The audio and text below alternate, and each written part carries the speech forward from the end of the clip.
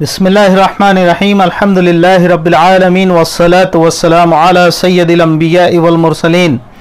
मेरे मोहतरम भाई और दोस्तों, क़ुरबानी से मुतालिक ये बात समाअत फरमा लें कि बहुत सारे अहबाब का आपने देखा होगा कि क़ुरबानी के दिन यानी 10 ज़िलहिज्जा को वो सर मुंडे नज़र आते हैं, टकला करते हैं लोग।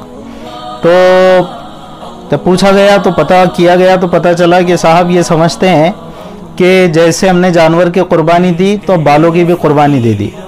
ये बहुत ही गलत फहमी है, बहुत गलत बात है। बालों की क़ुरबानी नहीं होती है, क़ुरबानी जानवर ही की होती है। देखिए, इसमें थोड़ी सी बात सुन लीजिए कि उस शख्स के लिए मुस्तहब और बेहतर था जो क़ुरबानी कर रहा था कि वो 1 ज़िलहिज्जा से लेकर अपनी क़ुरबानी अदा करने तक न नाखून तराशे न सर के बाल तराशे।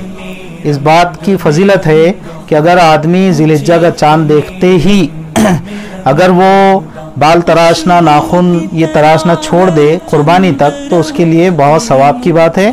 हज़रत नबी करीम सल्लल्लाहु अलैहि वसल्लम की सुन्नत है, ये मुस्तहब है लेकिन सुन्नत है, प्यारे नबी सल्लल्लाहु अलैहि वसल्लम की प्यारी सुन्नत है। तो क़ुरबानी जिसने की तो अब वो नाखून तराश सकता है और सर के बाल तराश सकता है। सर मुंडाना ज़रूरी नहीं है, एक चीज़ तो उसके लिए जो क़ुरबानी कर रहा है। दूसरी चीज़ तो ये चल पड़ी है कि लोग क़ुरबानी नहीं करते लेकिन सर ज़रूर मुंडा देते हैं और ये समझते हैं कि सर मुंडाकर हमने क़ुरबानी का सवाब हासिल कर लिया। ये भी गलत है, ये सही नहीं है। सर मुंडाकर क़ुरबानी का सवाब हासिल नहीं किया जा सकता।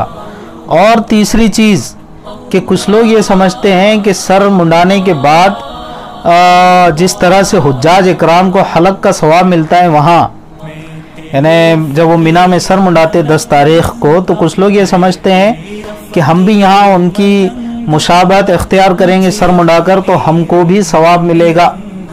ये चीज़ भी बहुत ही गलत है। मसले की रूह से इसका कोई शरीयत से इसका कोई ताल्लुक़ नहीं है।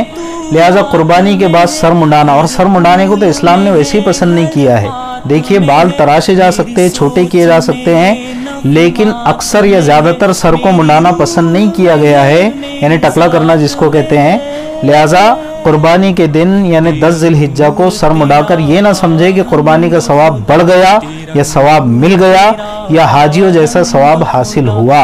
अल्लाह मुझे आपको सभी को सही फ़हम और समझ अता फ़रमाए। अस्सलामु अलैकुम व रहमतुल्लाहि व बरकातुहू।